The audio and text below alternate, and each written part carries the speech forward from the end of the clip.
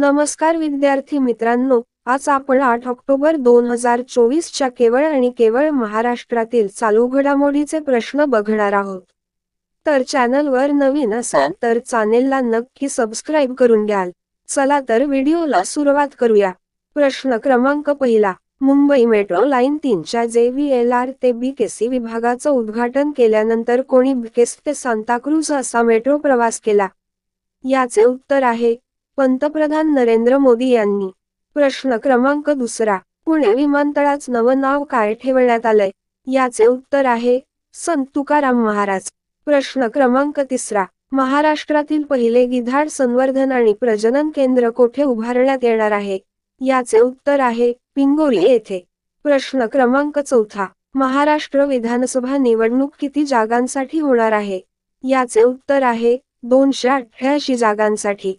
प्रश्न क्रमांक पाचवा. मुंबई मेट्रो लाईन 3च्या मेट्रो ट्रेनला कोणी हिरवा झेंडा दाखवला? याचे उत्तर आहे पंतप्रधान मोदींनी. प्रश्न क्रमांक सहावा. देशगाईला राजमातेचा दर्जा देणारे महाराष्ट्र कितवे राज्य ठरले आहे? याचे उत्तर आहे दुसरे.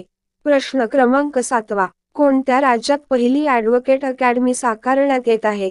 याचे उत्तर आहे आपल्या महाराष्ट्रात. प्रश्न क्रमांक आठवा.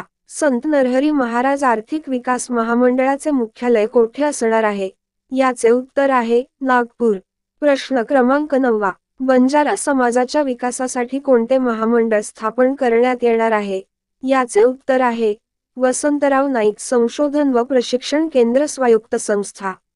प्रश्न क्रमांक 10वा. छत्रपती संभाजीराजांच्या स्वराज्य संघटनेचे नवीन नाव काय आहे? याचे उत्तर आहे महाराष्ट्र स्वराज्य पक्ष.